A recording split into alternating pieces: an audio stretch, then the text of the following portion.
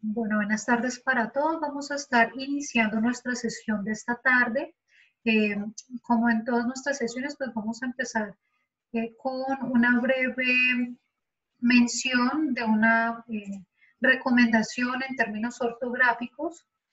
La idea, bueno, creo que este es de pronto uno de unas dudas comunes que a veces uno escucha. Cuando estamos hablando pues, de palabras que a veces se pronuncian iguales, eso se denomina homófonas, palabras homófonas, es decir, palabras que se pronuncian igual, pero que se escriben diferente y significan diferente. Bien, eso es lo que se conoce con el nombre de palabras homófonas. Que si ustedes notan aquí, cayó, cayó y cayó, se pronuncian igual, pero se escriben diferente y significan diferente.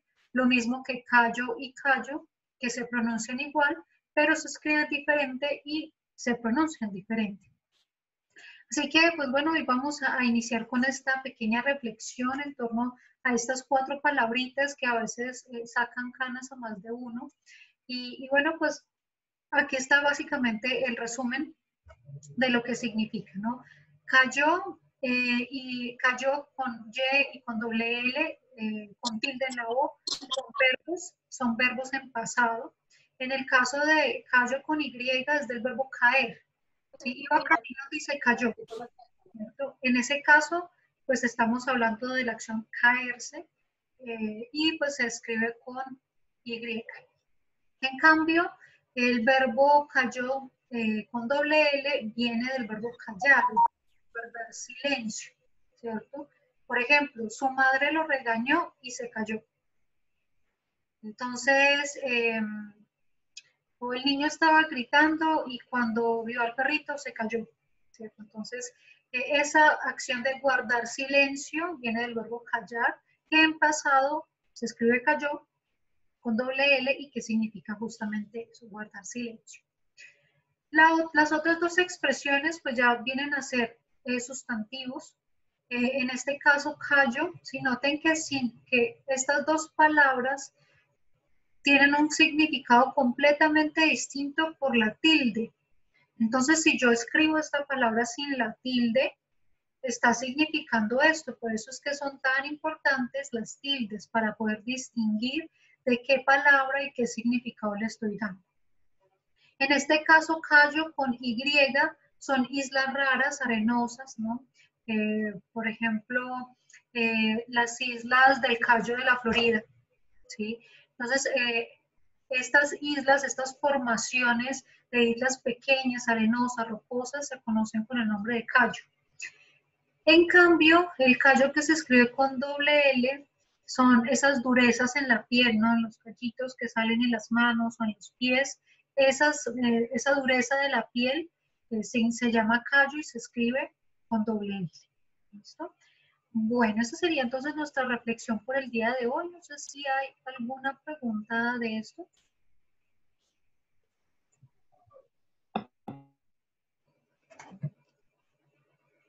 Bueno, entonces si no hay preguntas. Hola, profe, buena tarde. Una preguntita. Cuéntame. Acabo de entrar. Es que acabo de entrar y pues estabas explicando esto de esto de la palabra. Pero ya diste todas las respuestas de todo el quiz de ayer. No, apenas estamos haciendo esta actividad introductoria. Ah, ya entiendo. Listo. Gracias. Ok. Bueno, entonces vamos ahora sí a retroalimentar nuestra sesión del día de ayer. Bueno, el día de ayer estuvimos hablando, iniciamos una explicación en relación con las pruebas Saber Pro. Decíamos que estas pruebas que ustedes presentarían usualmente en noveno, vamos a ver qué va a pasar con todo el tema del COVID-19, porque en teoría los estudiantes que pasan a noveno este semestre presentan las pruebas, bueno, que están en noveno décimo, presentan las pruebas ahorita, las presentarían ahorita en octubre, noviembre eran las pruebas, quién sabe cómo va a quedar el caso Mois. Yo creería que seguramente van a reprogramar y van a haber 2 pruebas el próximo año, seguramente. Pero bueno, en el caso de ustedes, seguramente en un año van a estar presentando estas pruebas, ¿no? Normalmente es, como les digo, cuando ustedes han cumplido el 90% de los créditos. De esa manera, entonces, ya saben ustedes que van a haber 2 jornadas, una jornada en la mañana donde les van a evaluar competencias genéricas.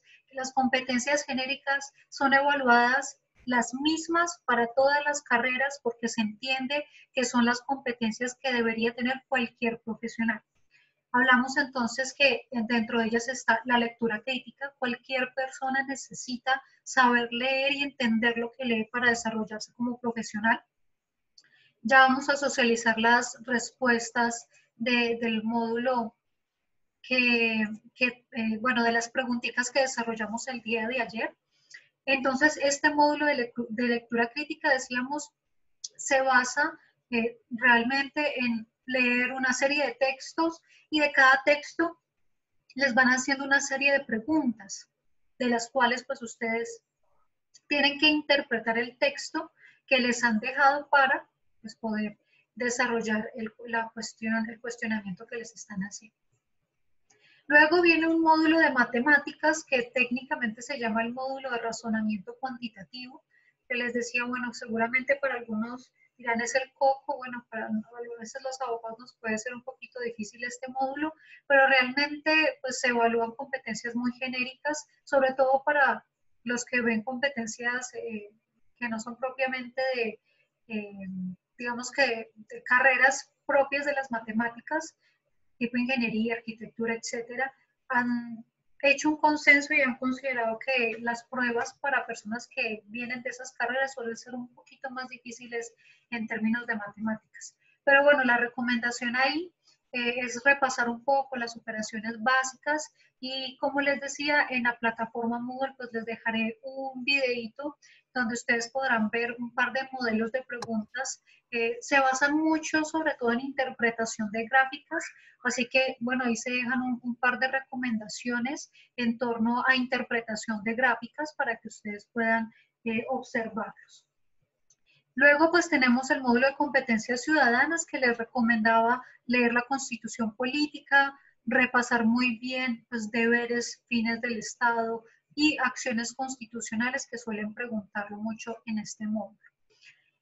El módulo de inglés, que bueno, creo que sobra la explicación, básicamente pues son preguntas del segundo idioma, muy estilo la prueba Saber 11, es decir, la que se presenta finalizando el colegio, cumple esa misma estructura, pero bueno, en ese caso, independiente de la segunda lengua que estemos estudiando, el Estado evalúa inglés, así que es importante tener esas herramientas básicas del idioma. Y finalmente están las competencias escritas. Esa competencia escrita se evalúa a través de un ensayo, que bueno, ya les estaré hablando acerca del ensayo. Para cerrar el día de mañana, pues lo estaremos hablando, un par de recomendaciones y tips para que puedan redactar de mejor manera el ensayo en las pruebas Saber. Ayer entonces, pues hicimos un simulacro de unas preguntas de lo que podría ser el módulo de lectura crítica, enfocándolo un poquito a nuestra área, ¿no? Un texto jurídico. Porque de alguna manera, pues también nosotros debemos estar adecuados a interpretar textos jurídicos. Vamos a mirar esas preguntas rápidamente. Y vamos a despejar las dudas, ¿no? Porque en general hablábamos que estas pruebas en la parte de lectura crítica parten de un texto y una serie de preguntas, tal como lo vieron ayer. Partimos de un texto y de ese texto, de algunos apartados, se desprenden una serie de preguntas que realmente son de interpretación. ¿Bien? Veíamos en los resultados que el promedio del grupo es que la mayoría tuvo 2 preguntas buenas seguidos por los que tenían una pregunta buena. En general, pues el promedio del grupo era de 1,5 preguntas correctas. Ese fue el promedio general del grupo. Entonces, la recomendación es seguir leyendo, leer mucho en estos días, en la medida que ustedes puedan. Sé que pues muchos por el ejercicio propio de sus trabajos seguramente leerán, pero es importante tratar de estar leyendo constantemente y también les recomiendo, en internet ustedes encuentran muchísimos ejercicios de lectura crítica. A veces es un poco irse adecuando a la forma en la que preguntan en los exámenes para tener éxitos en ellos. Así que pueden buscar modelos en internet, busquen ejercicios de lectura crítica y ustedes van a encontrar cantidad, hay muchísimos recursos en internet. Miremos entonces el ejercicio que estuvimos revisando el día de ayer. Quisiera pedirle a ver a Laura Cardona. Laura, ¿nos escuchas? Laura Cardona. Sí, profe, sí, señora. Bueno, Laura, te podría pedir que nos leas este enunciado, por favor. Claro. Responda a las preguntas de acuerdo con la siguiente información. La justicia es en primer lugar, una cualidad posible, pero no necesaria, de orden social que regula las relaciones mutuas entre los hombres. Solo secundariamente es una virtud humana, ya que un hombre es justo solo si su conducta se adecua a las normas de un orden social supuestamente justo. Pero, ¿qué significa decir que un orden social es justo?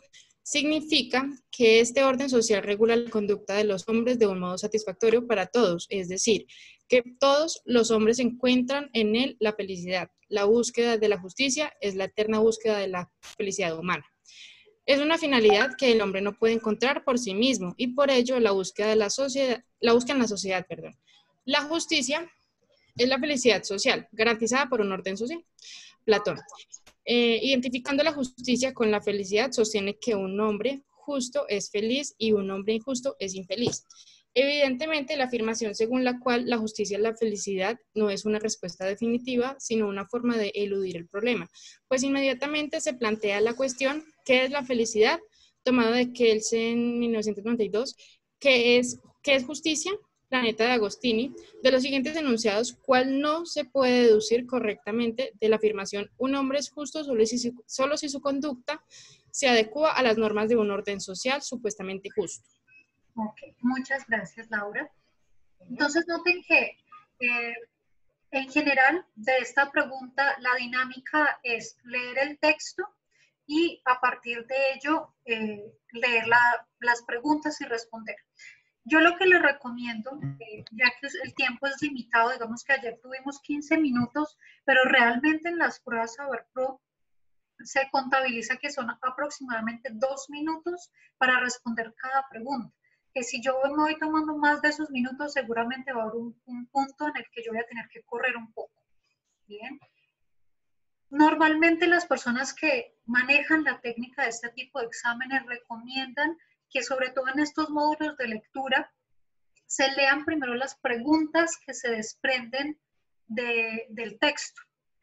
Hacer una lectura rápida de esas preguntas y devolverse ahí sí a leer el texto, porque de esa manera yo ya estoy identificando los apartados en los cuales pues, voy a hacer énfasis, ¿no? Y en donde debo interpretar de mejor manera, ¿no? Porque a veces pasa que leo el texto, luego leo la pregunta y cuando leo la pregunta, uy, ¿qué era lo que decía el texto? Y me toca devolverme y volverlo a leer, ¿sí? Por eso es que recomiendan leer primero la pregunta, ¿no? Pero eso es un ejercicio en términos generales rápido, ¿no? Porque si me quedo leyendo la pregunta, devolviéndome, yendo y viniendo, pues puedo perder un poco más de tiempo. De acuerdo con eso, entonces, miremos cada una de estas preguntas, ¿sí? Y hago aquí un paréntesis. De esta recomendación que les acabo de dar, alguna vez que tomaba un examen internacional, no era de este tipo, era de otro tipo, y había leído una recomendación similar que decían eso, empezar por esas preguntas largas, es decir, de textos muy largos y preguntas cortas y leer primero la pregunta y luego el texto como tal. Pasa mucho en el módulo de inglés, realmente era para ese tipo de prueba que daban esa recomendación y pasa mucho en los textos en inglés que hay un punto muy específico en donde hacen la aclaración o donde uno encuentra la respuesta. Por eso también hacen ese tipo de recomendación y viéndolo aplicado a ese examen realmente fue bastante útil. Bien, pero como les digo, siempre es importante ir viendo cómo están de tiempo. A veces llegan al módulo de lectura crítica y les quedan solo 40 minutos, entonces toca ser muy ágiles para desarrollar las preguntas. Bien. Ahora sí, pues miremos la pregunta. De los siguientes enunciados, ¿cuál no se puede deducir correctamente de la afirmación? Un hombre es justo solo si su conducta se adecua a las normas de un orden social supuestamente justo. Para poder responder a esa pregunta, yo tengo que entender qué fue lo que me dijeron ahí. Me están diciendo, un hombre solo es justo si se adecua al orden social. ¿Sí? Eso es lo que me están diciendo ahí. Tengo que entender la pregunta. Ese es seguramente el punto en el que a veces la gente se equivoca, porque a pesar de que está en mayúscula, no vemos que nos están diciendo cuál no se puede deducir correctamente. ¿Qué me quieren decir cuando acá en la pregunta hablan de cuál no se puede deducir correctamente? Lo que quiere decir eso es que yo tengo que encontrar la respuesta falsa. Me están diciendo, de esas 4 opciones, 3 son verdaderas, es decir, 3 están diciendo, en otras palabras, lo mismo que en ese enunciado, y una me está diciendo lo contrario. ¿Sí? Esa es realmente la magia de esas preguntas. Mirar qué es lo que me está pidiendo el enunciado. El enunciado me está pidiendo que yo identifique cuál no se puede deducir correctamente de esa afirmación. Es decir, cuál es falsa, cuál es lo contrario a lo que me está diciendo esa afirmación. Así que miremos esas opciones de respuesta. La primera nos decía, un hombre que se comporta justamente sigue las normas de un orden social. ¿Eso es lo mismo que este enunciado o es lo contrario? ¿Qué dicen ustedes? Lo mismo. Es lo mismo, profe. Es lo mismo, me está diciendo lo mismo con otras palabras, entonces no es lo que se adecua, no es lo contrario, ¿cierto? Entonces no es la respuesta correcta. Todo hombre que no se adecue a las normas de un orden social es injusto.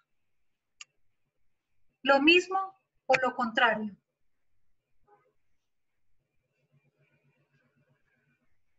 Cuando ahí me dice todo hombre que no se adecue a las normas de un orden social es injusto. Eso es lo mismo que decir un hombre es justo solo si se adecua a las normas de un orden social supuestamente justo. ¿Es lo mismo? Es lo mismo, pero en otras palabras. Es lo mismo, pero en otras palabras. Me lo está diciendo, digamos que en sentido contrario. Aquí hablan de justo por cumplir las normas. Y ahí me lo plantean Negativo. al contrario. Exacto. Si no cumple las normas, pues es injusto. Bien, es lo mismo, pero en otras palabras. Luego me dice, hay hombres que se adecúan a un orden social supuestamente justo y sin embargo son injustos. Bien. La clave en esa respuesta era el sin embargo. Ese conector es un conector de contraste, ¿sí? Que en ese caso me está diciendo que si se adecua a un orden social justo, entonces es injusto. ¿Y eso sería verdadero o sería falso? De acuerdo con el enunciado. Eso es falso. Profe, eso quiere decir que a pesar de todo, o sea, que a pesar de eso. Sin embargo, lo podríamos reemplazar por a pesar, sí, puede ser. Entonces, hay hombres que se adecuan a un orden social supuestamente justo y a pesar de eso son injustos. Entonces diríamos, no es cierto. ¿Por qué no es cierto? Porque aquí me está diciendo, si cumple, es justo. Si no cumple, es injusto. Eso me dice la lectura y me lo dice el enunciado, ¿no? Y aquí me están diciendo lo contrario, me están diciendo, cumplió el orden social y es injusto. ¿Eso se deriva de la lectura y de ese enunciado? No. Profe, Sí. pero una pregunta, es que en la pregunta, o sea, habla en singular, un hombre y hay 2 respuestas en plural, ¿tiene algo que ver? Bueno, en este caso no es necesario, porque la pregunta no se refiere al hombre. La pregunta se refiere al postulado en sí mismo, ¿sí? Es decir, de que se es justo por cumplir las normas, ¿sí? Si el enunciado de la pregunta se refiriera en preciso, ¿no? en relación con el hombre como tal, seguramente sí influiría. Pero en este caso la pregunta iba, digamos que más allá de la consideración de si es un hombre o si son varios, sino que se refería a la justicia y a la injusticia de acuerdo con el orden social. Bien.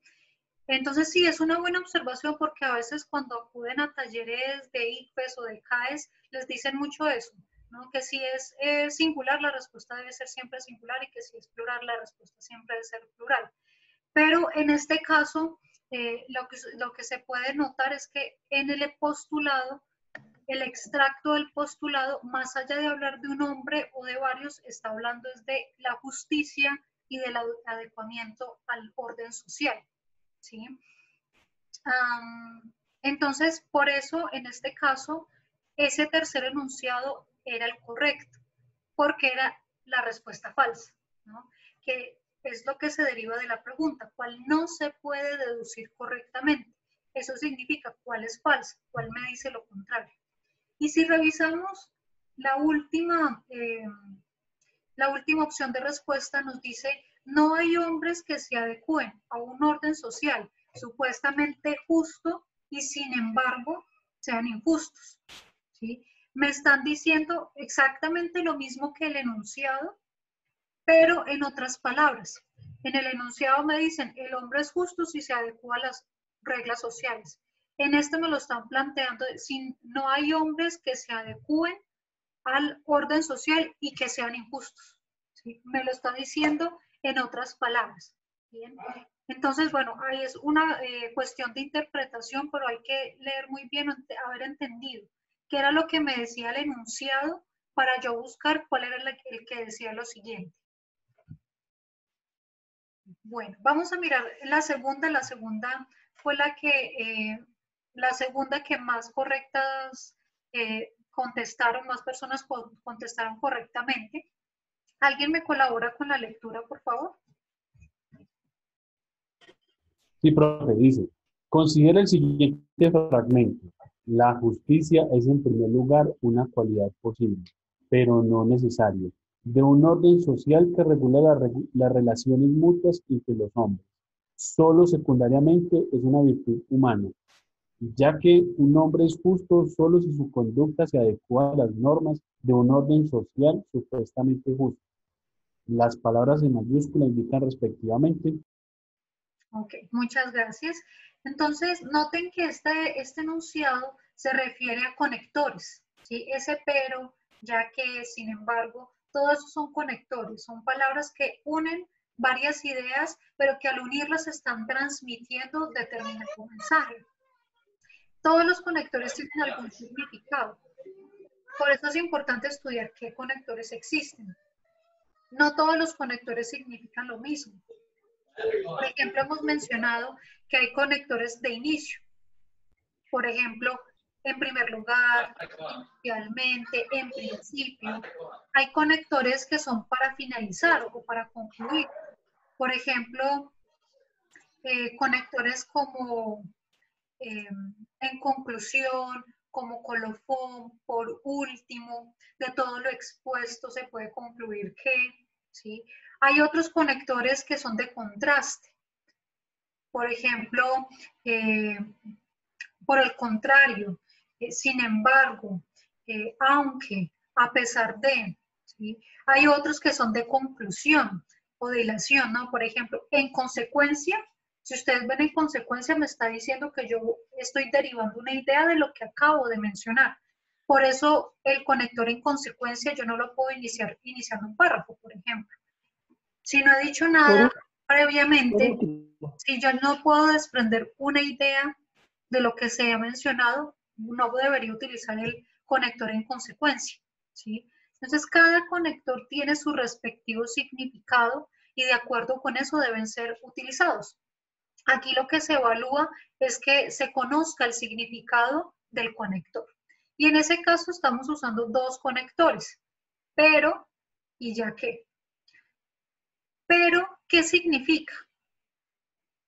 Noten, leamos ese primer renglón. Nos dice, la justicia es en primer lugar, ahí hay un conector, en primer lugar, una cualidad posible, pero no necesaria, de un orden social. Ese pedacito, pero no necesaria, ¿qué sensación les deja? ¿Qué función cumple esa expresión, pero no necesaria? No es Aclaración. absoluta, profe. Me está Que no aclarando. es fundamental. Exactamente. Si ustedes notan, cuando uno hace una aclaración, normalmente puedo eliminar la aclaración y el párrafo es completamente entendible. Por ejemplo, elimínenlo de ahí. Podríamos decir, la justicia es en primer lugar una cualidad posible de un orden social que regula las relaciones mutuas. Entonces, la idea sigue completa si yo elimino ese, pero no necesaria. Es decir, que es una idea secundaria que se está derivando de la idea principal, que es que la justicia es una cualidad posible. Y la función que cumple en últimas es aclararme que a pesar de que la justicia es posible, no es necesaria, ¿sí? De acuerdo con ese texto, ¿sí? De acuerdo, entonces ya sabemos que ese pero nos representa una aclaración. Ahora miremos el ya que. Por el descarte ya sabemos que la primera y la última opción pues no son posibles porque el pero ahí no representa una oposición, sino una aclaración. Así que solo sería posible que el ya que represente una razón o una oposición. El texto entonces dice, solo secundariamente es una virtud humana ya que un hombre justo. ¿Será que ahí se está oponiendo a la idea o me está dando una razón o me está justificando la idea? ¿Qué piensan ustedes? Está dando una razón. Me está dando una razón, me está explicando por qué secundariamente es una virtud humana. No está contrastando o contradiciendo la idea, sino que la está desarrollando. Por eso brinda una razón y esa sería la respuesta correcta en este caso. Y finalmente, la última pregunta nos decía, bueno, ¿alguien me podría leer el enunciado, por favor?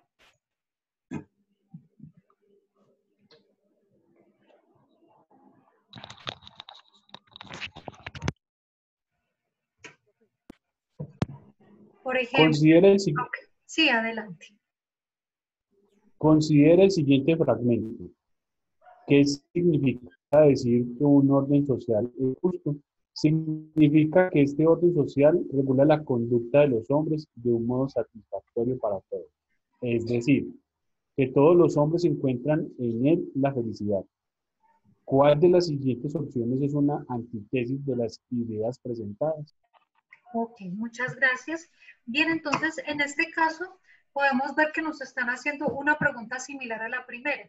Una antítesis. Bueno, lo primero es que tenemos que saber qué significa antítesis, porque si no entendemos lo que nos están preguntando, ahí empieza la dificultad, ¿no? Cuando hablamos de antítesis, como su nombre nos lo sugiere, anti significa contra, ¿cierto? ¿Cuál sería la contratesis? O la idea contraria, opuesta a lo que nos está indicando ese párrafo. En el párrafo entonces nos dice qué significa un orden social justo, ¿sí? Y nos dice que un orden social regula la conducta de los hombres de un modo satisfactorio y por tanto encuentra en él la felicidad. ¿Qué podemos concluir de eso? Que si el orden social regula satisfactoriamente las conductas, entonces hay felicidad, ¿sí? Esa es la idea que nos transmite ese párrafo, ¿no? Y noten algo, en la lectura crítica no nos están preguntando nuestra opinión sobre ello. Nos están pidiendo es que interprete el texto, independiente que quizá yo no comulgue con la idea que me están presentando allí, más allá de pronto de mi percepción es de cómo lo interpreto, que yo interprete correctamente la idea del autor. En el primer caso nos dice, el orden social justo beneficia a todos los miembros de la comunidad donde tal orden rige. ¿Qué piensan ustedes? ¿Nos menciona o no ese primer enunciado?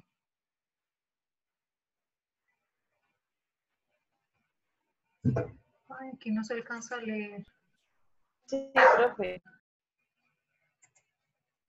Ok, ¿qué piensan ustedes? ¿Dice algo similar o dice lo opuesto. Profe, similar. Ok, entonces nos expresa un orden similar. Ok, aquí ya sí. Entonces nos expresa un orden similar porque nos está diciendo,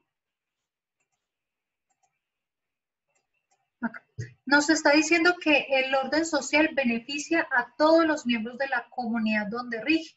Desde esa perspectiva, pues nos está diciendo lo mismo que en el enunciado, pero en otras palabras. En la segunda opción, en cambio, nos dice que un orden social no puede ser justo y no regular de modo satisfactorio el comportamiento de todos los miembros de la comunidad. ¿Qué significa eso? ¿Nos está diciendo lo mismo o nos está diciendo lo contrario?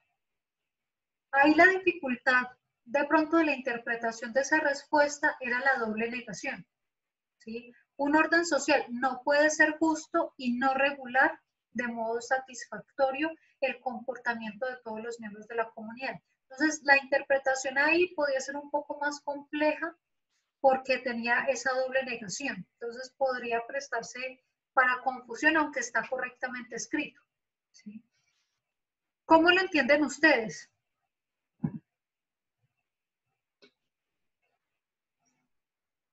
¿Me está diciendo lo mismo o me está diciendo lo contrario? Está diciendo lo mismo, profe. Está diciendo lo mismo. Que le está diciendo, si el orden social es justo, no va a poder dejar de lado regular esos comportamientos sociales. ¿Bien? La tercera opción nos decía que los órdenes sociales justos proveen de felicidad para todos los miembros de la comunidad donde tales órdenes rigen, ¿cierto? En ese caso, pues también toma la parte de la felicidad, pero en últimas, pues está diciendo lo mismo. En el enunciado nos explica eso, ¿no? Que la felicidad deviene de que se provean o se regule de manera adecuada el comportamiento de todas las personas. Así que nos está diciendo lo mismo.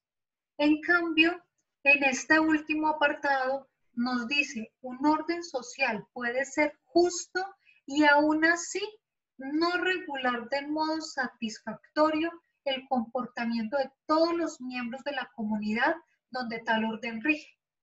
Bien, si ustedes notan, en ese caso definitivamente nos está diciendo todo lo contrario, porque está negando el que la regulación, en el caso de arriba nos dice que tiene que regular completamente de forma satisfactoria el comportamiento, de otra forma no se alcanzaría la felicidad. Así que en ese caso, esa sería la antítesis, es decir, la afirmación que se opone a el enunciado que ha sido presentado. ¿Listo? Bueno, no sé si queda alguna pregunta de este ejercicio.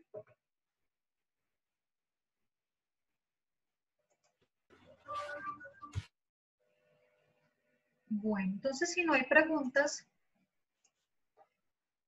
vamos a continuar hoy con el apartado que más nos interesa para efectos de nuestra clase, que tiene que ver con el módulo de investigación jurídica, ¿de acuerdo?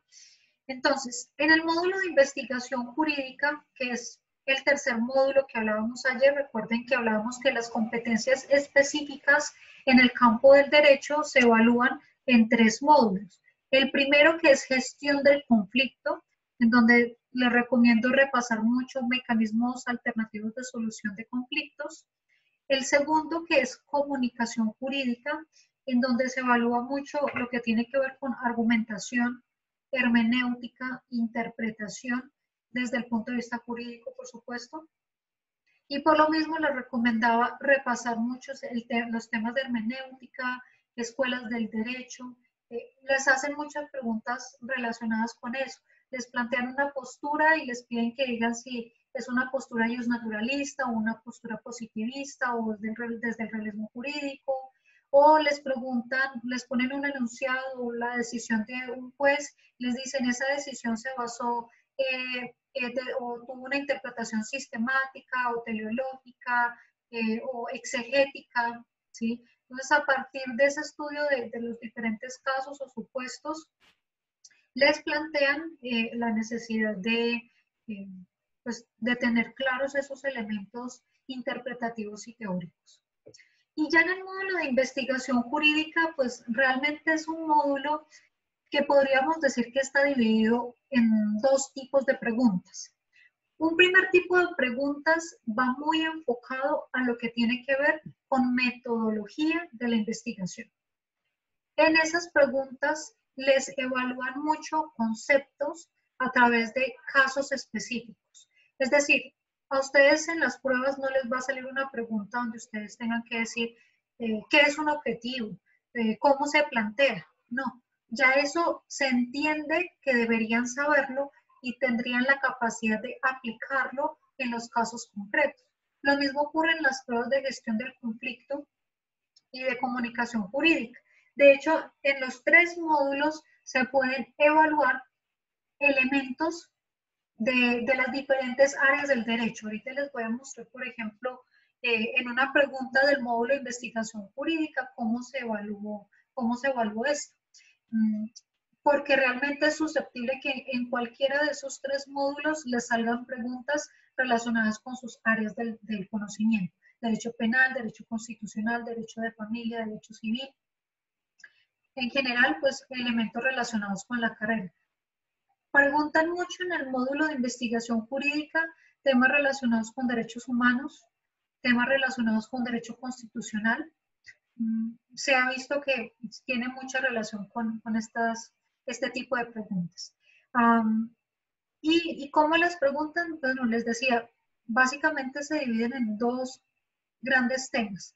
Metodología de la investigación, que se relaciona con saber plantear preguntas, saber plantear objetivos generales, específicos, y tener claro la coherencia que hay entre la pregunta y los objetivos de investigación y los resultados de la investigación. Entonces les voy a mostrar aquí un poco, un segundo, me tengo acá la presentación para mostrarles un ejemplo y mostrarles los componentes de la parte de metodología de la investigación. Normalmente van a haber casos concretos en donde a partir de una investigación que, bueno, no digo que efectivamente se haya realizado, ¿no? Pero un supuesto de una investigación que se está desarrollando, les ponen ese caso en concreto, por ejemplo, para que ustedes determinen cuál es la mejor pregunta de investigación o para que ustedes determinen cuál era el mejor objetivo general o el mejor objetivo específico o cuál de los objetivos específicos que está ahí no sería adecuado o no sería apropiado para el postulado que ustedes les establecen. Esas son las principales preguntas que se encuentran en el módulo de investigación jurídica en relación con metodología de la investigación. Les voy a mostrar, aquí no está compartiendo todavía, ¿cierto? No, pero... Okay, un segundito que se quedó aquí pensando.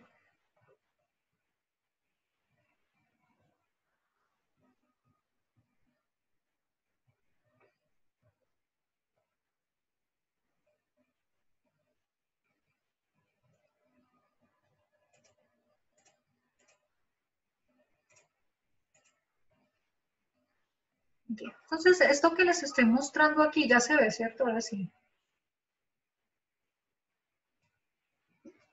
Esto que les estoy mostrando aquí es una cartilla que ustedes la pueden encontrar, es de acceso libre realmente, la publican los ICFES, y aquí de hecho hacen una descripción general de los diferentes módulos a los que ustedes tienen que presentar, les dicen el número de preguntas, el tiempo. Por ejemplo, les dicen para las competencias genéricas tienen 4 horas 40 minutos, de lectura crítica son 35 preguntas, de razonamiento cuantitativo 35, competencias ciudadanas 35 y de inglés 45. Y en la segunda sesión van a tener el módulo de investigación jurídica que tiene 45 preguntas y tienen un tiempo de 90 minutos para responder a esas 45 preguntas. Eso significaría, a ver si no nos fallan las matemáticas, Eso significaría que tendrían exactamente 2 minutos para contestar cada pregunta en el módulo de investigación jurídica. Y bueno, pues en ese módulo, las 3 competencias que ustedes les van a evaluar son 3. Las primeras 2 tienen que ver con metodología de la investigación. El primero es que se conciban investigaciones de tipo jurídica y sociojurídica. ¿Eso cómo se sabe? Cuando ustedes identifican el problema jurídico o cuando ustedes relacionan el título, los objetivos y el problema en las preguntas que les hacen. Ese es el nivel más básico de competencias y son las preguntas más sencillas que suelen encontrarse en ese módulo de investigación jurídica.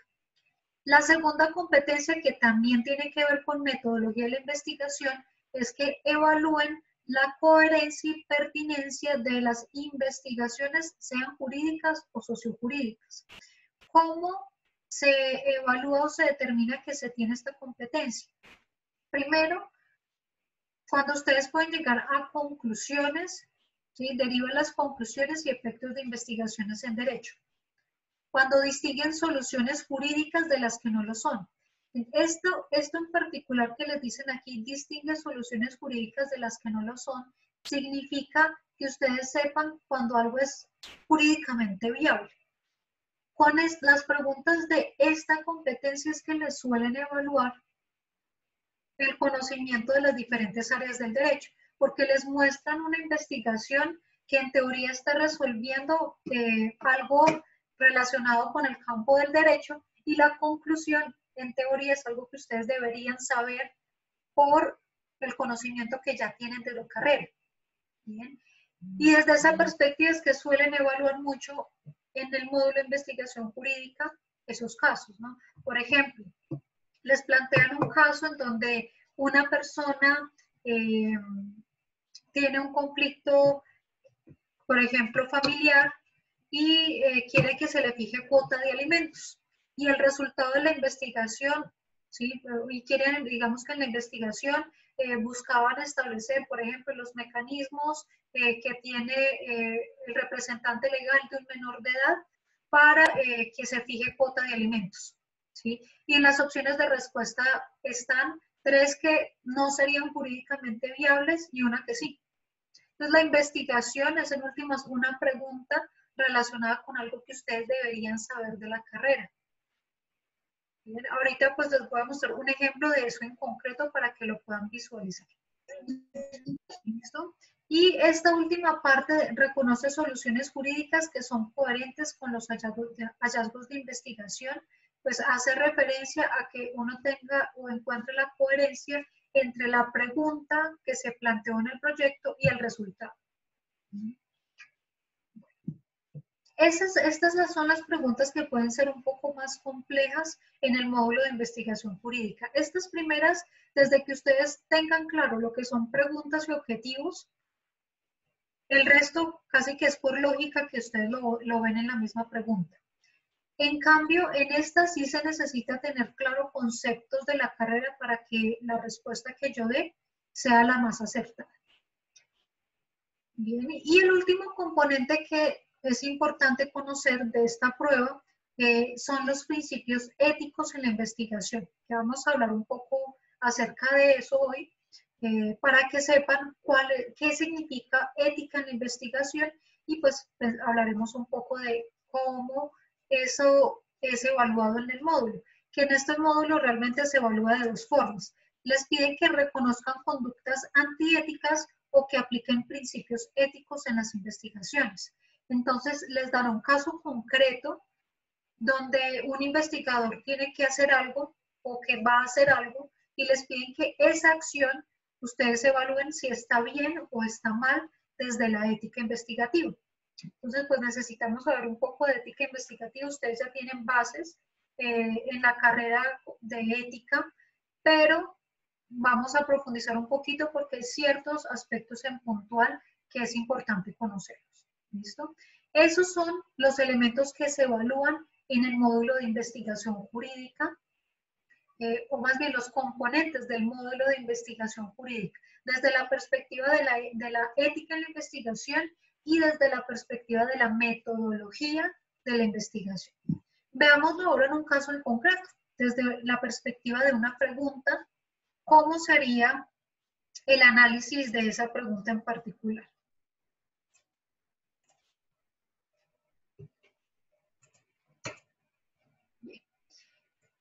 Entonces tenemos esta pregunta que nos dice, se inicia un proceso, bueno, hagamos un ejercicio. Voy a leer el enunciado y las opciones de respuesta.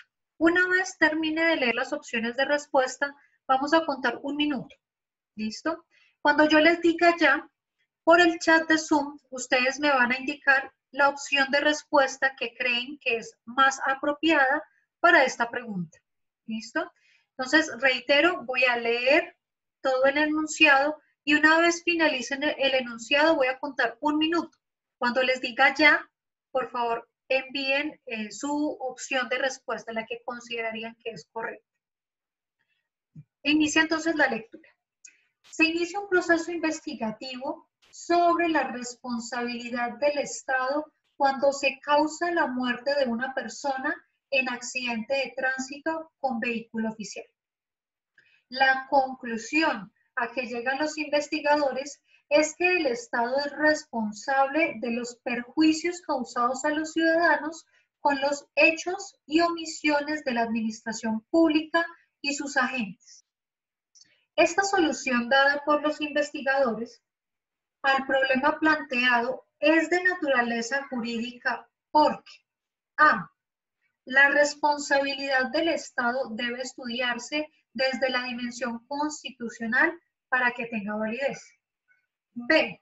Las entidades del Estado tienen la responsabilidad de promover la convivencia pacífica. C. El vehículo es oficial y por ende está sujeto a restricciones adicionales a las de los vehículos particulares. Y D. La responsabilidad por falla del servicio solo requiere relación de causalidad de un hecho u omisión y un daño. Bien. Empiezo a contar 1 minuto. ¿Sí? No manden por favor todavía las respuestas, mándenlas después de que finalice el minuto para que los compañeros puedan pensar.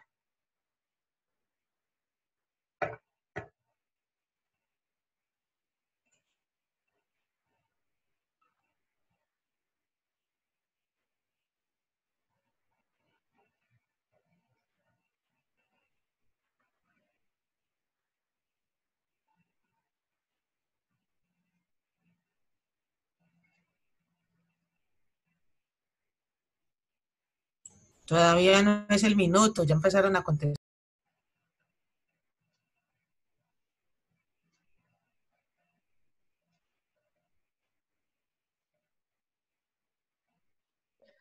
Eso fue por inercia, Angelita. Lo que pasa es que nos estamos preparando para las pruebas, a ver, pero que son rapidísimas. Bueno, muchachos, ya finaliza el minuto, pueden contestar.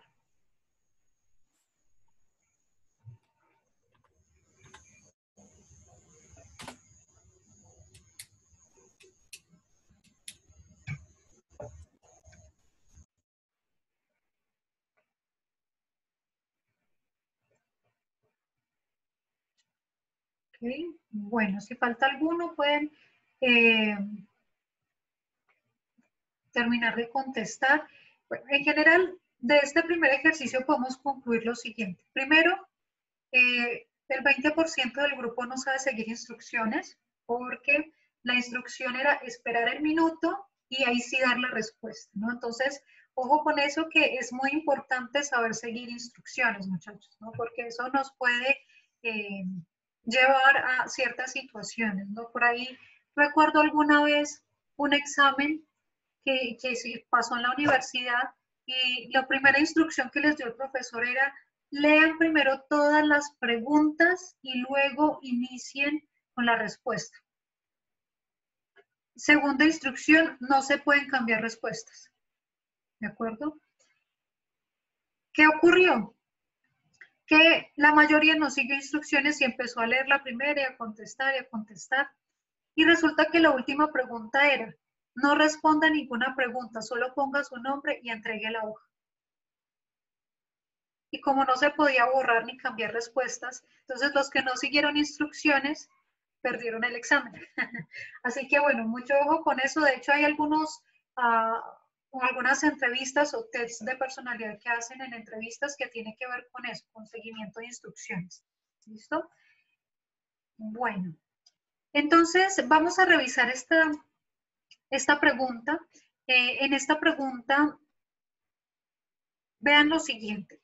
Siempre que ustedes encuentren pruebas Saber Pro, van a encontrar 3 partes de la pregunta. En la primera parte ustedes encuentran el enunciado. El enunciado es el supuesto de hecho. Digamos que es el caso como tal del cual voy a hacer el análisis. El segundo punto es la tarea que me están pidiendo desarrollar, lo que quieren que yo responda. Y luego pues están las opciones de pregunta. Ahora, en general en las pruebas Saber Pro, usualmente la clave para poder responder adecuadamente está aquí, en esta primera parte. ¿Por qué?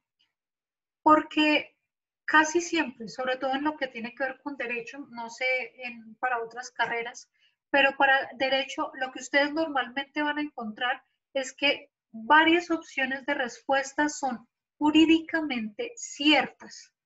Son jurídicamente ciertas, pero no son la opción más apropiada o más acertada para lo que me dicen en el enunciado y para lo que me están pidiendo. Miremos en este caso.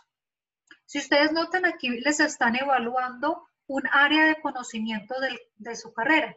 ¿Qué área del conocimiento se está evaluando aquí? Derecho administrativo. Derecho administrativo y contencioso administrativo. Muy bien. Y de hecho están evaluando un punto muy específico de ese campo de derecho administrativo, que sería ¿cuál?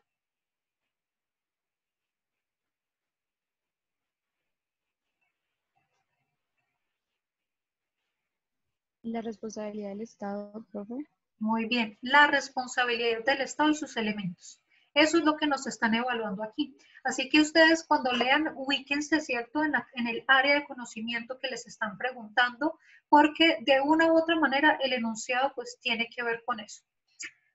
Aquí nos están hablando entonces que hubo un proceso investigativo sobre la responsabilidad del Estado cuando se causa la muerte de una persona en accidente de tránsito con vehículo oficial.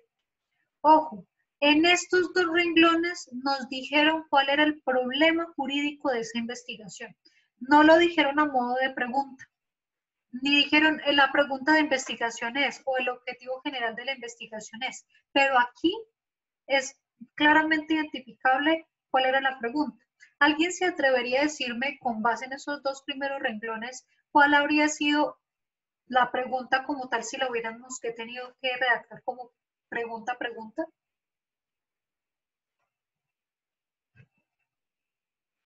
Cuando se causa la muerte de una persona en accidente de tránsito con vehículo oficial, ¿tiene responsabilidad el Estado? Algo así.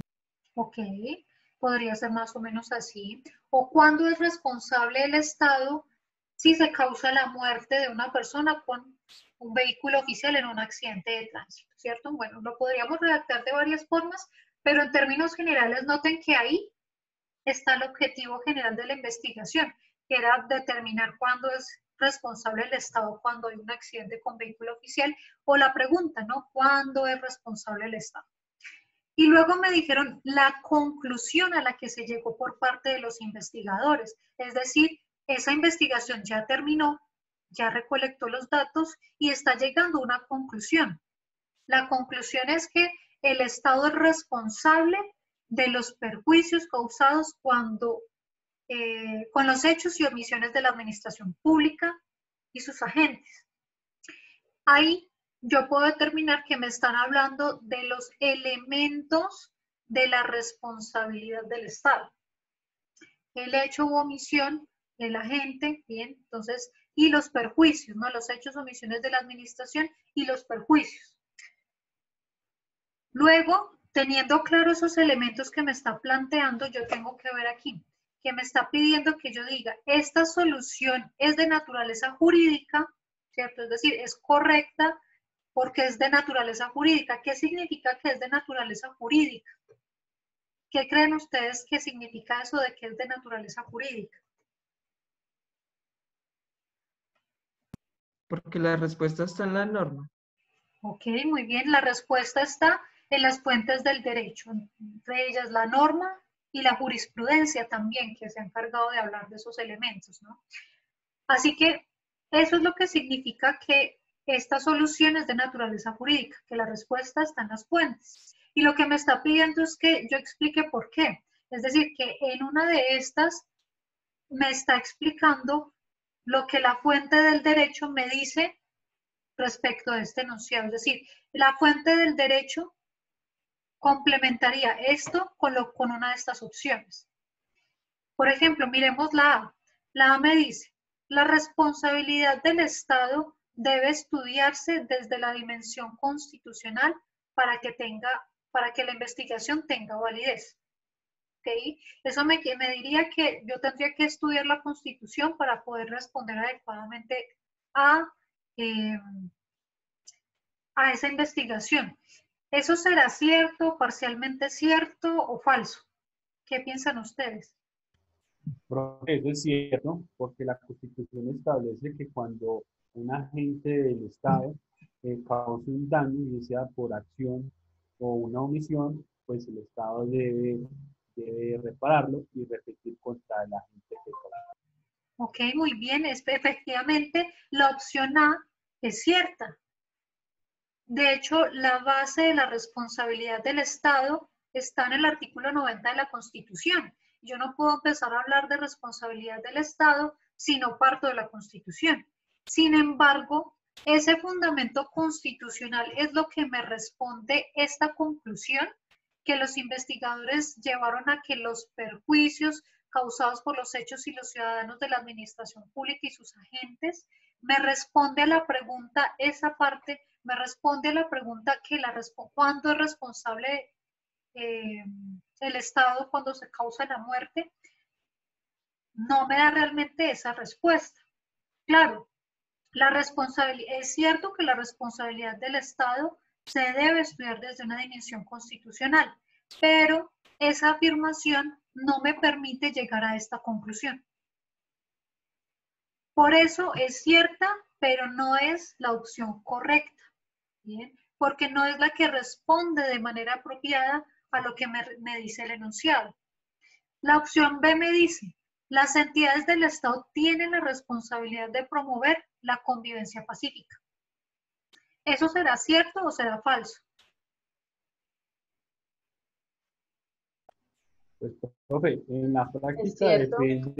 depende de la entidad, porque pues hay entidades que uno va a solicitar el servicio y se da unos portazos con unos servidores públicos, hágame el favor, pero pues debe ser cierto porque es una política del Estado promover la convivencia pacífica. Por ende, De hecho, claro, y de hecho es un fin del Estado, está en el artículo 2 de la Constitución. En la práctica es otra cosa, pero estamos hablando desde la teoría, porque ellos tienen la responsabilidad que no la cumplan y que eso les pueda acarrear sanciones, investigaciones, etcétera, es otra cosa, ¿no? Pero desde la perspectiva jurídica es cierto que las entidades tienen la responsabilidad de promover la convivencia pacífica, ¿no? Porque, como nos dice el artículo 2 de la Constitución, es uno de los fines esenciales del Estado. Entonces, la opción B también es cierta. Pero la pregunta más bien no es si eso es cierto, sino si eso responde adecuadamente al postulado, porque tienen que unirse las dos cosas, que sea cierto y que responda a el postulado. Y si ustedes notan, pues el que se promueva la convivencia pacífica no tiene relación con cuándo el Estado es responsable o no por la muerte de una persona en vehículo oficial. Luego, la C es la que de pronto podría generar en algunos, digamos que la inquietud, ¿no? Porque nos dice, el vehículo es oficial y por ende está sujeto a restricciones adicionales a las de los vehículos particulares, ¿sí? Entonces, por mencionar el vehículo oficial, quizá alguno dirá, es que arriba dice vehículo oficial y aquí también, entonces debe ser eso. Entonces, no se confíen en eso. No, el que en una opción de respuesta se planteen o ustedes encuentren términos exactos de los que aparecen en el enunciado, no significa que esa sea la opción correcta. Hay que leer completamente y saber si eso es cierto y si responde adecuadamente al enunciado. En este caso, debemos partir de la base de que ese enunciado es falso. Los vehículos oficiales y los vehículos particulares tienen la misma responsabilidad, están ejerciendo una actividad peligrosa y ambos tienen la responsabilidad de conducir con la debida diligencia y cuidado. Así que, bueno, en ese caso, pues realmente no era jurídicamente viable y pues no cumplió el primer requisito, así que no hay que, pues habría que descartarlo, ¿no? Y bueno, la mayoría contestó la D y efectivamente la D nos complementa la conclusión a la que llegaron los investigadores, ¿no? Porque aquí nos está hablando de la responsabilidad por falla en el servicio que requiere la relación de causalidad entre el hecho u omisión y el daño. Y si ustedes notan, en últimas nos está explicando en otras palabras la conclusión, porque la conclusión me está diciendo, es responsable de los perjuicios. Está aquí el daño. El daño y el perjuicio, bueno, en la jurisprudencia es tratado muchas veces como sinónimo, ¿no? En la doctrina es muy discutido si perjuicio y daño es lo mismo, ¿no? Pero en este caso, pues lo están asimilando. Y nos habla de los hechos y omisiones, y aquí nos lo están hablando, el hecho y la omisión.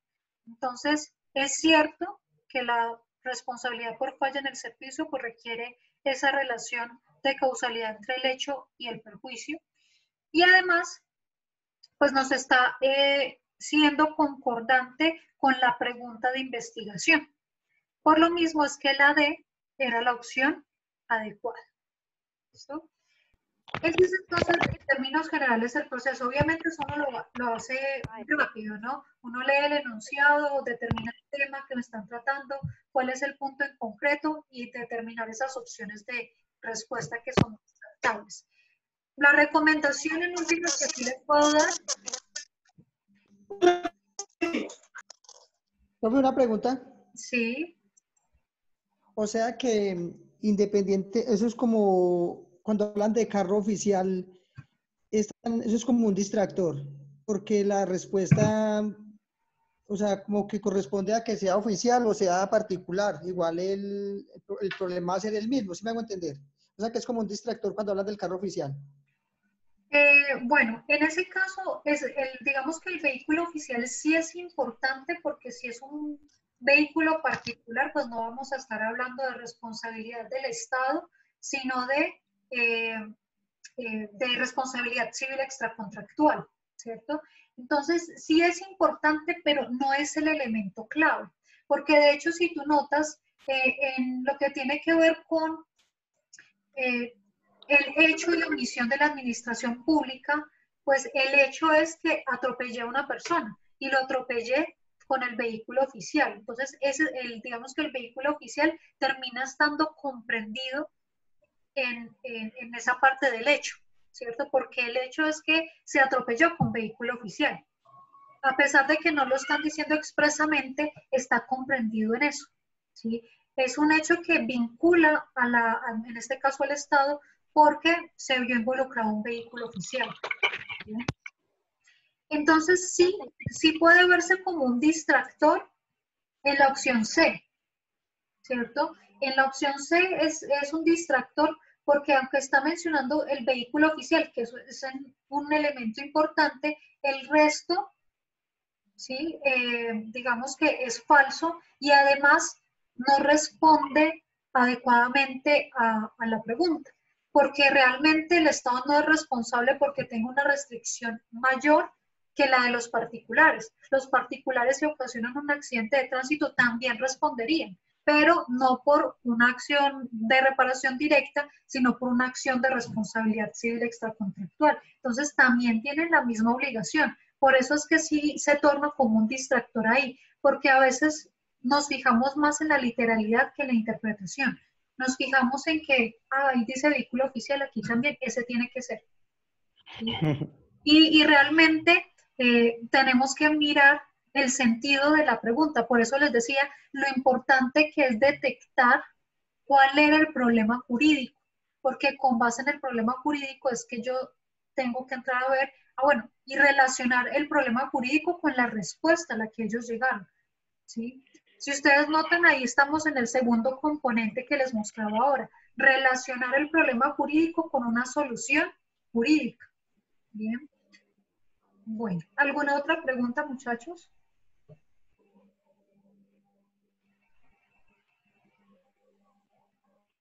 Bueno, entonces, si no hay otra pregunta, vamos a hacer un nuevo ejercicio cortito de práctica de este tipo de preguntas. Bien. Entonces vamos a hacer lo mismo, les voy a enviar un enlace aquí al chat.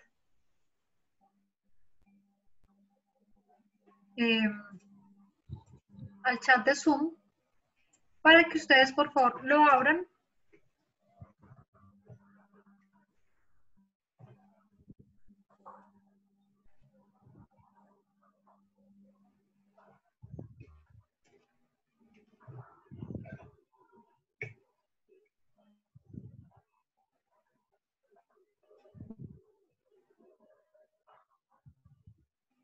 Un segundo acá. Listo. Listo. Entonces aquí les mando el formulario.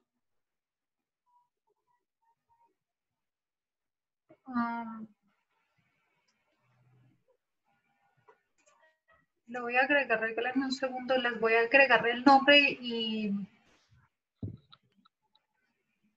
bueno, no, hagámoslo así, yo llamo a lista al final de la clase. ¿Listo? Entonces, no se preocupen, simplemente hagamos el ejercicio.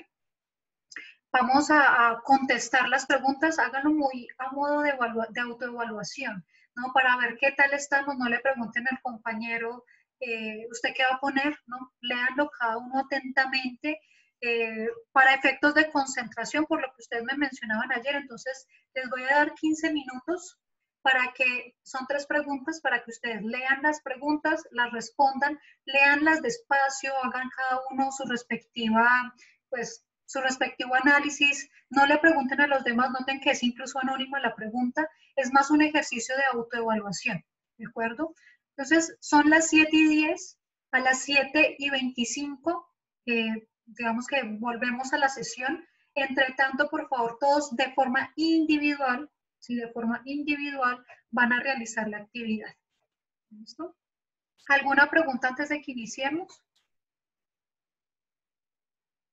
Ok, bien. Entonces, a las 7:25 volvemos para retomar la sesión.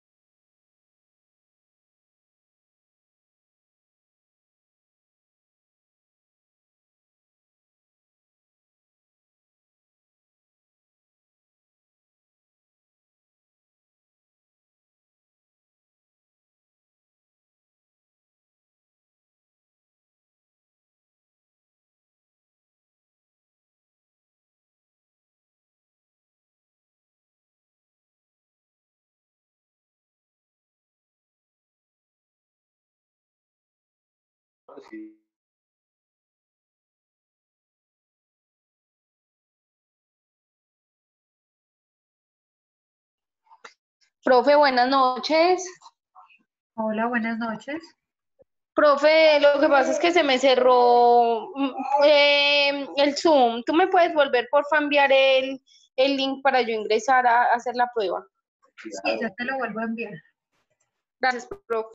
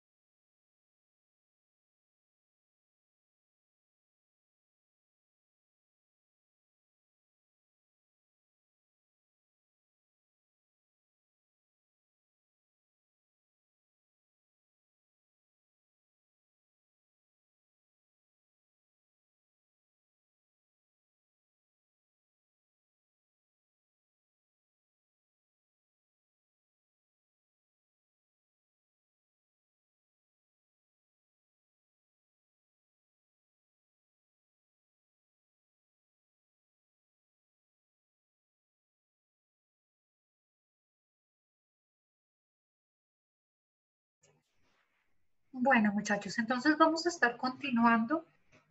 Ya les di unos minuticos de más porque faltaban un par por entregar la actividad, pero ya en estos momentos tenemos 40 respuestas. Faltan 5 personas por, bueno, ya 3 personas, entonces vamos a retomar para continuar pues con nuestra temática. ¿Listo? ¿Cómo se sintieron? Quiero escuchar una o dos percepciones, cómo se sintieron con este tipo de preguntas ya propiamente del módulo de investigación jurídica.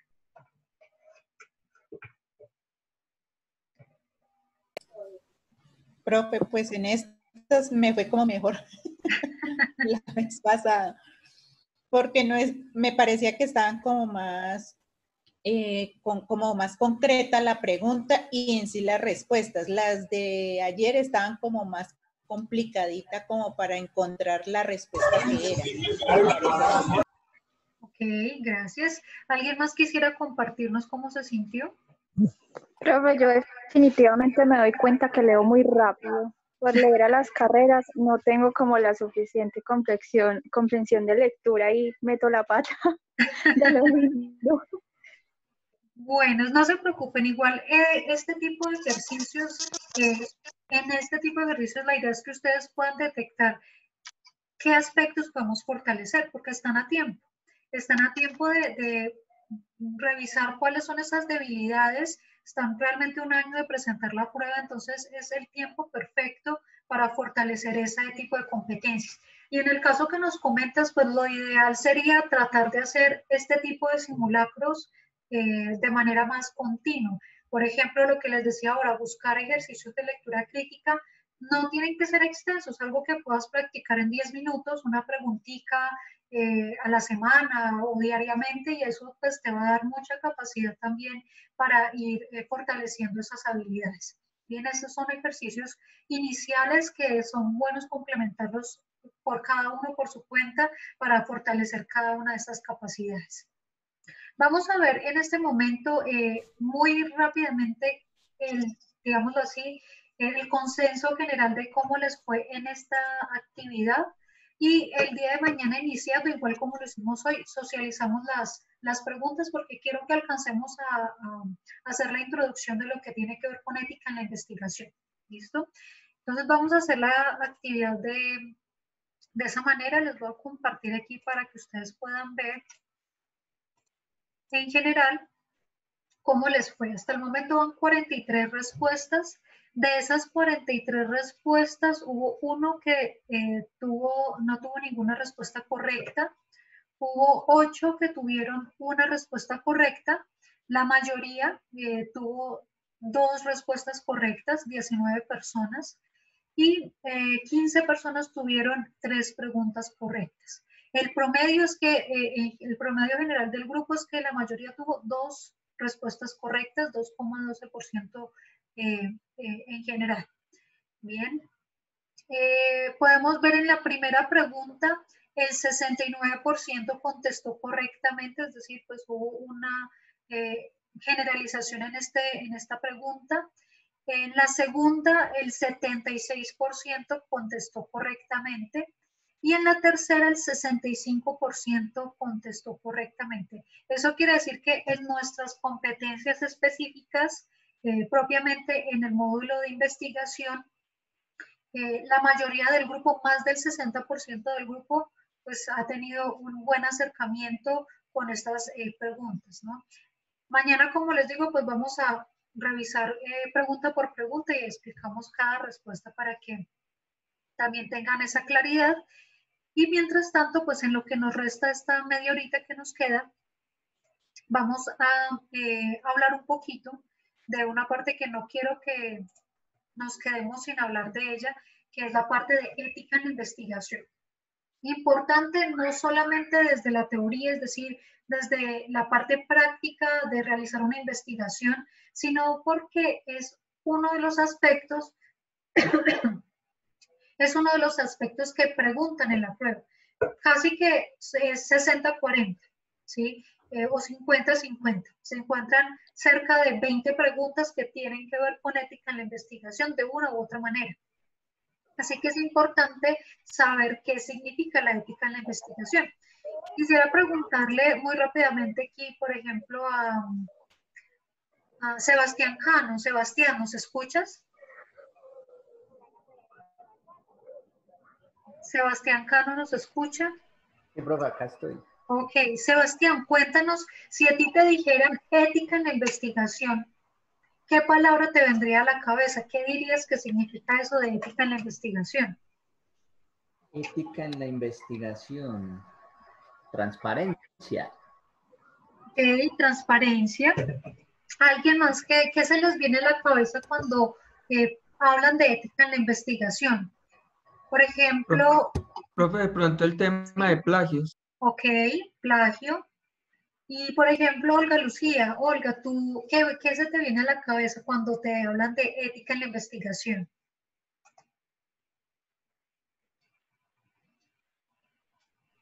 Profe, me repite, se le escucha como entrecortadito. ¿Qué entenderías tú cuando te hablan de ética en la investigación?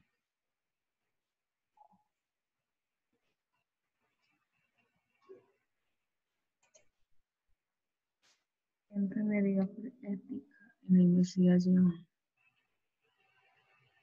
Como que debo incluir valores o algo referente a la moral cuando hago investigación. Ok, valores morales. Bueno, entonces hay varios aspectos, ¿no?, que nos pueden venir a la mente. Usualmente lo que suele venir a la cabeza tiene que ver con plagio, ¿cierto? Normalmente cuando hablamos de ética en la investigación pensamos normalmente en plagio, ¿no?, en no cometer un plagio. Pero la ética en la investigación realmente es un aspecto que es transversal a toda la investigación, desde el inicio hasta el final e incluso hasta después de terminada la investigación. Quiero que veamos un video muy breve que menciona justamente esos aspectos generales de la ética en la investigación. Les pido que por favor estemos muy atentos, tomen nota de este video que va a ser muy importante y vamos a hablar de esos 3 momentos que nos habla este video, donde se percibe la ética dentro de los procesos investigativos. Así que lo voy a proyectar, les voy a mandar también por el chat el enlace por si alguno llega a tener dificultad en escucharlo. ¿Se está viendo el video en pantalla? No, profe. señora, Todavía, profe.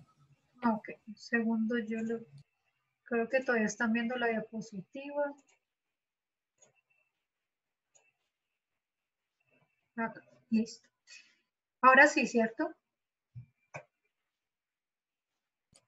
Sí, profe. Sí, profe. Sí, profe. Listo. Entonces, vamos a ver este video corto. Les pido que por favor estén muy atentos a los 3 momentos en los que nos hablan que se aplica la ética en la investigación y luego los vamos a estar socializando una vez veamos el video. Se los envié por el chat por si alguno tiene dificultades del internet. No sé, bueno, Olga me comentaba que se estaba escuchando entrecortado. No sé si es general o se escucha bien.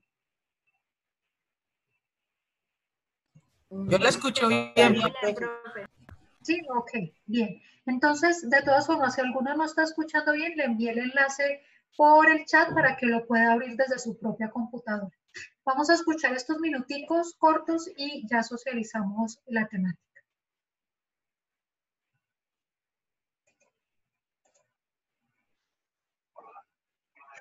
Y bienvenidos a este módulo de ética de la investigación. Hoy vamos a empezar con la primera lección de contenido, tras la presentación del otro día, y como es de rigor, pues hay que empezar por clarificar y hay que empezar por una introducción. La pregunta sobre qué es la ética de la investigación, quizás lo primero que nos demanda es preguntar qué entendemos por ética. Hay muchas definiciones de qué es la ética y ustedes pueden buscar muchas, pero yo les recomiendo esta. Esta es la que yo utilizo porque me parece que es bastante clara.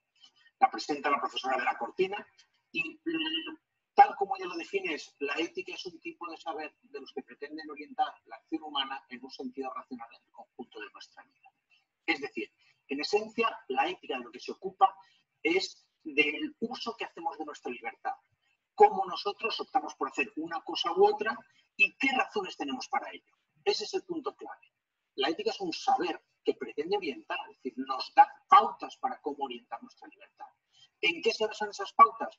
Esas pautas se basan en la razón, en los argumentos, en las buenas razones. Cuando yo hago algo que hay quien considere injusto, lo primero que me va a preguntar es ¿por qué haces eso? Pues en investigación esta pregunta es fundamental. ¿Por qué hacemos esto? ¿Por qué utilizamos determinados procedimientos? ¿Por qué utilizamos determinados sujetos, determinadas técnicas? ¿Qué impacto tiene eso? Etcétera, etcétera. En este sentido, la ética de lo que se ocupa es de eso, de reflexionar y de cuestionar las razones que tenemos para hacer algo. Pueden ustedes buscar mucha más información y es muy interesante. No tenemos tiempo para profundizar, pero el concepto de ética y todas sus implicaciones está de plena actualidad.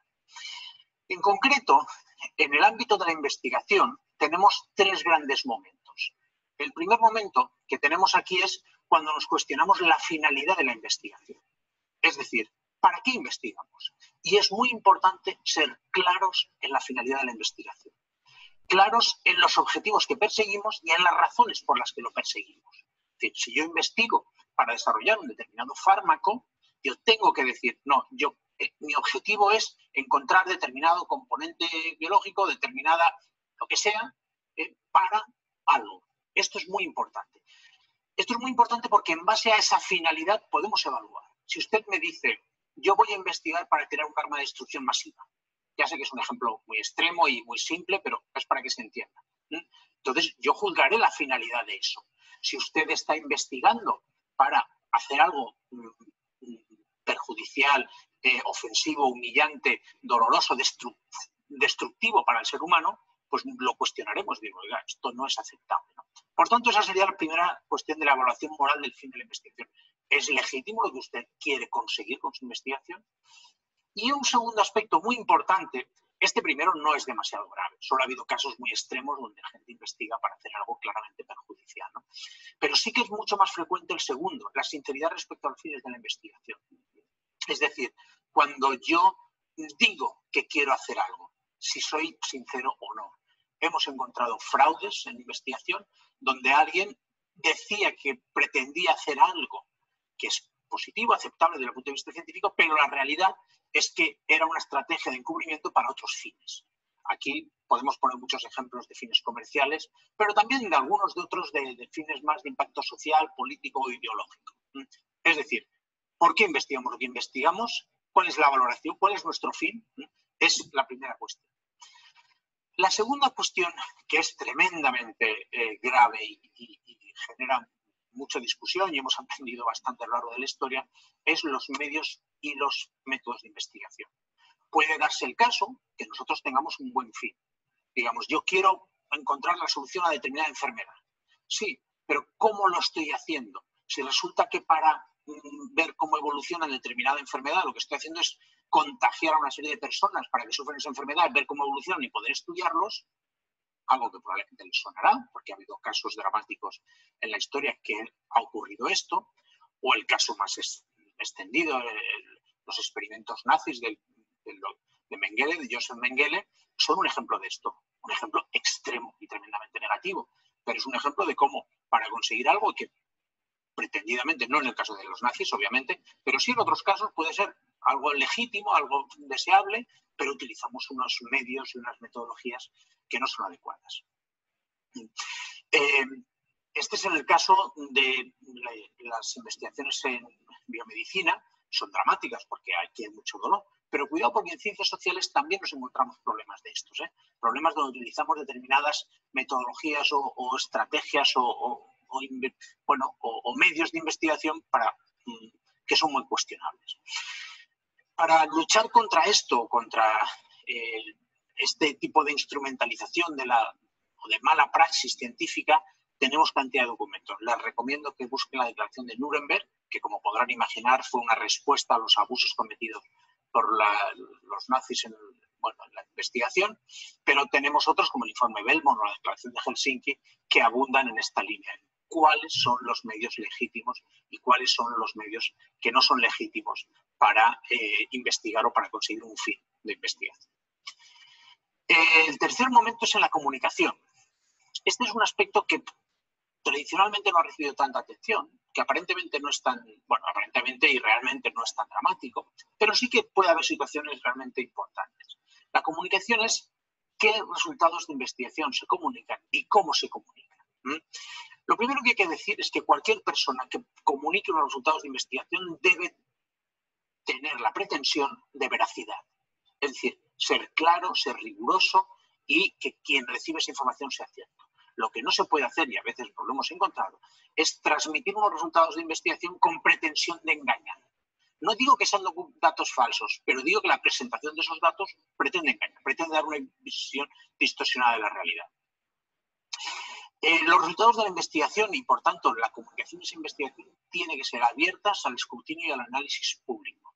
Es decir, la investigación, por principio, tiene que ser abierta, tiene que permitir la crítica. Este es el gran potencial del método científico, el estar abierto a la crítica permanente. Por tanto, no se admiten los dogmas. En ciencia y en investigación, abogar por dogmas es no cumplir con las buenas praxis científicas. Y el último punto es que a la hora de difundir esos resultados, obviamente hay personas que han invertido tiempo, dinero, esfuerzo y por tanto tienen cierta legitimidad sobre determinados datos, determinados resultados, determinados documentos, etc. Por tanto, en la difusión de la información o de los resultados de la investigación siempre hay que tener muy en cuenta la propiedad de la información y la confidencialidad de las personas y de los posibles datos o organizaciones que hayan participado ahí y que puedan verse perjudicados si esto se hiciera público. Resumiendo, tenemos tres momentos en donde la ética juega un papel importante. La legitimidad del fin de la investigación, los resultados y los medios que vamos a utilizar y finalmente cómo transmitimos esa información a la sociedad. En los tres momentos, la reflexión sobre qué es lo correcto hacer, qué razones tenemos para hacer una cosa u otra, sigue siendo tremendamente importante. Bueno, espero que esta pequeña introducción les haya interesado. Bueno, muchachos, entonces, de lo visto en el video, podemos ver que hablar de ética en la investigación va mucho más allá de pensar en plagio. Realmente, desde los principios, incluso desde el mismo momento en el que nosotros estamos planeando la investigación, estamos ya empezando a considerar los elementos éticos de nuestra investigación. Desde esa perspectiva, entonces, quisiera que alguien me comentara brevemente qué entendió, cuál es ese primer momento en donde se aplica la ética en la investigación.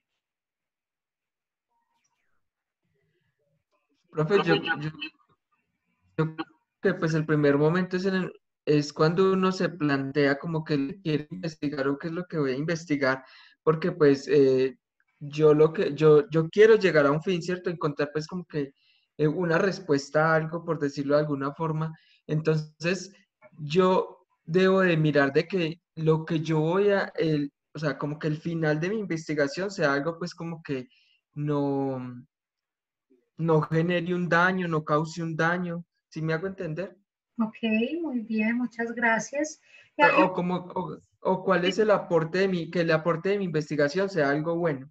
Ok, muchas gracias. Entonces, sí, ese primer momento hace referencia al antes de la ejecución de la investigación, es decir, el mismo momento en el que estoy diseñando y planeando mi investigación.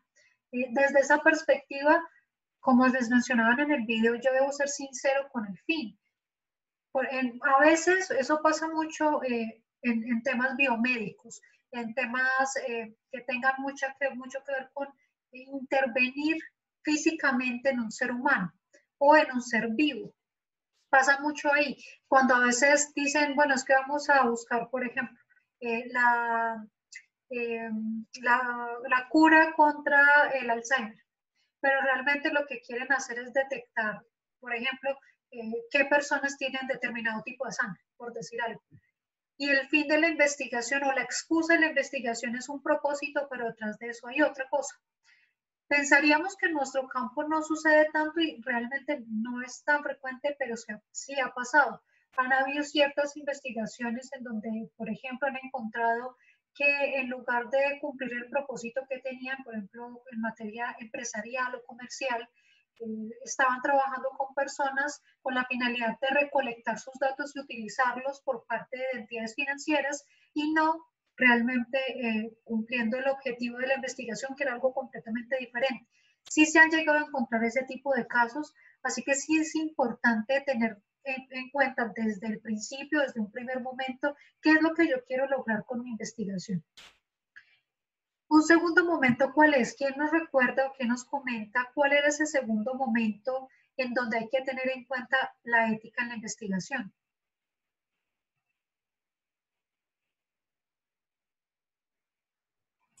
De ese mismo punto, la sinceridad respecto a los fines de la investigación, profe, o el punto que sigue. El que sigue, el primero es ese, los fines de la investigación. ¿Cuál es el segundo? Profe, los métodos. Los medios y los métodos de la investigación. Ok, muy bien. Los medios y los métodos de la investigación. Viene a ser ese segundo momento. ¿Quién nos recuerda qué significaba eso de los medios y los métodos? Profe, la coherencia entre los medios y metodologías empleadas y los medios o acciones instrumentales que son inaceptables en sí mismas. Ok, muy bien, muchas gracias. Sí, definitivamente ese segundo momento pues hace referencia a los medios y métodos. Esa parte siempre me recuerda mucho el derecho internacional humanitario, ¿no? Que hablan de medios y métodos permitidos y prohibidos, ¿no? O convencionales y no convencionales. Y desde esa perspectiva, entonces, hay que considerar que cuando estamos haciendo una investigación, nosotros recolectamos una información. Y hay cierta información que es más sensible y que requiere un cuidado más especial y otra que no. Por ejemplo, si ustedes la información que recolectan es la jurisprudencia, la ley, pues en principio diríamos, no tengo inconveniente en utilizar ese tipo de fuente.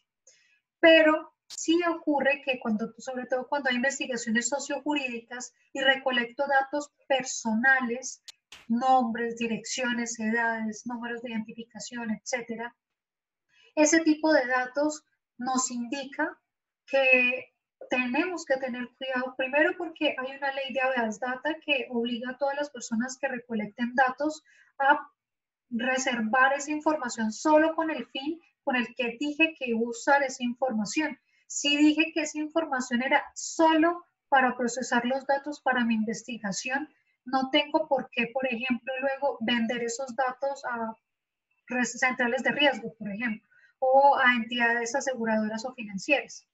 No tengo por qué, no tengo el permiso y ahí estoy infringiendo el permiso que me están dando.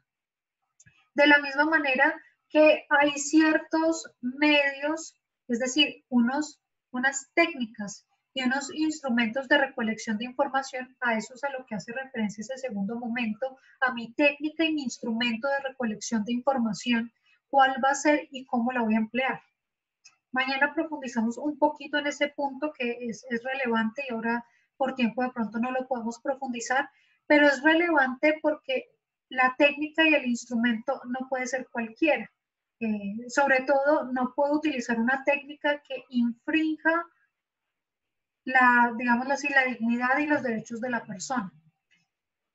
En casos muy extremos que se han dado, sobre todo en el campo de la biomedicina, personas que son obligadas a sufrir tratamientos experimentales, ¿no?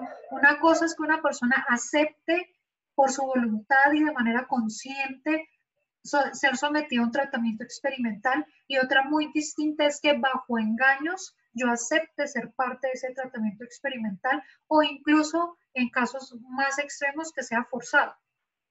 Imagínense el caso extremo en donde digan, tengo una investigación con una finalidad muy importante, por decir algo, la cura contra el Alzheimer, pero para poder corroborar mi hipótesis yo necesito abrir el cerebro y hacer X cosa, y por eso la gente no quiere participar en mi fase experimental. Entonces me voy a ir por decir algo, a un sitio muy apartado de X país, donde sé que hay un grupo de niños huérfanos y me los llevo, los secuestro. Y con ellos experimento. Pues imagínense la connotación, la falta de ética que tiene emplear ese tipo de medio y método. Hay cuestiones que han sido muy reprochadas en la comunidad científica, empezando desde cosas que se hicieron en la Segunda Guerra Mundial con tratamientos experimentales no consentidos. Y el último momento, ¿quién nos recuerda cuál fue ese último momento de la ética en la investigación? Profe, la comunicación o la forma de difundir la investigación que se está realizando. Ok, muy bien. Difundir la información. Que esa parte es fundamental porque normalmente finalizando una investigación uno busca difundir la información. Pero no puedo hacerlo tampoco de cualquier manera. No puedo difundir información falsa, información que no sea veraz, información inventada. No puedo difundir los datos que las personas me proporcionaron y que no me autorizaron a difundir. Y mañana hablamos de esa parte del consentimiento informado. Y finalmente, pues es importante tener claro que yo no puedo perder de vista que todas las investigaciones tienen el propósito de presentar nuevo conocimiento para ser debatido en la comunidad científica. Por eso es que en mi investigación yo debo tener claro cómo recolecté la información, de manera que si alguien quiere confirmar esa información, ese proceso de donde se sacó esa información, pues pueda encontrar esas fuentes y pueda validar que lo que estoy diciendo es cierto. Bien, esos son los tres grandes momentos en donde podemos percibir la ética en la investigación. ¿Listo? ¿Alguna pregunta hasta aquí, muchachos? Profe, pero cuando es una investigación tan fundamental y tan trascendental como por ejemplo la cura del Alzheimer o la cura del VIH, o en estos momentos que estamos viviendo lo del COVID-19, pues no ameritan esos estudios tan extremistas como los acaba de mencionar. Claro, aclarando que sean pues consentidos y no vulnerando pues derechos fundamentales y todas esas cosas. Por ejemplo, vámonos a lo que mencionaba el video, que mencionaba Joseph Mengele. Sí, los crímenes que cometió Joseph Mengele fueron muy drásticos, muy severos. Pero hay que ver que la mayoría de la medicina que actualmente vivimos hoy está basada en los estudios que realizó este señor. Entonces, habría que ver la justificación. Si esa justificación parte desde lo ético o parte desde lo moral. Bueno, entonces esa es una pregunta interesante. Por supuesto, este tema genera mucho debate. Lástima que se nos va rápido la clase. Es un tema que genera mucho debate. Claro, si la persona, digamos que, como dicen coloquialmente, ¿no? Una cosa es un alma joven y otra cosa es una almojábana, ¿no? Es decir, son cosas muy similares, pero que tienen una diferencia sustancial. Si todos esos experimentos hubieran contado con el consentimiento de la persona, es un cambio radical, lo cambia todo, ¿sí? ¿Por qué? Porque el hecho de que me informen lo que van a pasar y las posibles consecuencias, pues yo estoy informado y yo puedo decidir si sí o no. Entonces, el fin puede ser muy loable, pero desde la perspectiva ética, bueno, que ahí a veces se mezclan elementos morales, sí, pero desde la perspectiva ética, pues no no ha sido aceptado, ha sido muy reprochado que haya experimentación en seres humanos no consentida, ¿sí? O realizada bajo engaños. Porque sí, el fin puede ser muy loable, pero estoy perjudicando una vida. Es decir, que pues no estoy cumpliendo el propósito. En este caso, por ejemplo, ustedes saben que en el términos de la medicina hay un juramento que realizan los médicos y muchas veces ese tipo de experimentación no solamente es una falta en la ética, sino una falta profesional. Entonces se combinan diferentes elementos. Por supuesto, todo se basa en el consentimiento. Por ejemplo, si ustedes vieron la noticia del COVID-19 en Estados Unidos, estaban realizando ya unas experimentaciones con personas del primer test que se hizo con de las vacunas contra el COVID. Pero fueron personas que consintieron, que dijeron, sí, yo quiero que se haga esa prueba en mí. Muchos de ellos animados también con seguramente la expectativa o la esperanza de que pudieran obtener una cura contra el COVID o prevenir esa enfermedad. Entonces, pues sí tiene ese tipo de connotaciones. Si nos da el tiempo, mañana pues hacemos también un pequeño debate en ese sentido, porque sí es un tema importantísimo. En definitiva, por ejemplo, la Corte Constitucional ha llegado a avalar que tratamientos experimentales que todavía no tienen certeza científica puedan ser aceptados para las personas que lo solicitan, es decir, que la EPS les ayude a obtener ese tipo de tratamiento experimental, pero porque la persona lo busca y lo consiente, ¿no? Pero otra cosa muy distinta es que se tome esa excusa y que terminemos siendo, digamos que, un poco asimilándolo a la teoría del Estado represor, ¿no? Del Estado que con la excusa de que todos vivamos pacíficamente, entonces nos reprime todos los derechos. Entonces pasa algo similar aquí, con la excusa de encontrar una cura, entonces pues que se muera X número de personas. Entonces no, también es un sentido humanista de la investigación, sobre todo en en ese campo del conocimiento. ¿Alguna otra pregunta? Bueno, ya se nos fue aquí el tiempo. Bueno, la mayoría pues como llenó la actividad con su nombre y apellido, estaba viendo que la mayoría lo llenaron, entonces pues con eso tendríamos para efectos de la asistencia. Y bueno, pues si queda alguna pregunta, pues la estaríamos resolviendo en este momento. ¿Queda alguna pregunta, muchachos? No, profe, todo claro. Muchas gracias. No, profe, solo desearles una feliz noche a todos. Bueno, muchas gracias. Igualmente para todos, que tengan una feliz noche. Chao, profe, gracias. Hasta luego, profe, gracias. Hasta luego, profe. Hasta luego, gracias. Hasta luego.